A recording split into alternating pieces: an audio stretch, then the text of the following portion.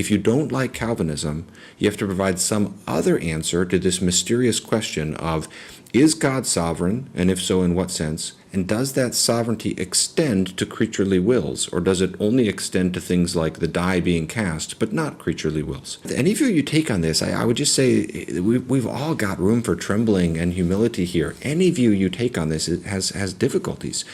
For the classical Arminian, for example, you think that God foreknows that people will reject him, and yet he still chooses to create them. And so full well knowing that this person will be damned, he still chooses to create them. Now, that is not the same problem, but it's still not an easy option to embrace. There's still questions that arise. If you take other options like there's Molinism, or even if someone is an open theist, you could argue that God doesn't know what's going to happen, but still it does not seem like God is decisively intervening. You can think someone's looking like they're heading for damnation, and God is not decisively intervening in this person's life saying, hey, repent, you're going to hell.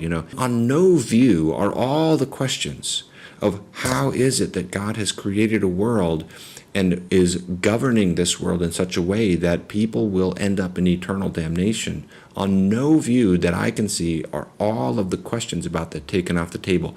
If you say, yeah, but the problems are less severe when it's foreknowledge rather than sovereign decree, let's suppose that that's right. The point here is it still might reduce a little bit of the sense of how could anybody believe that over there?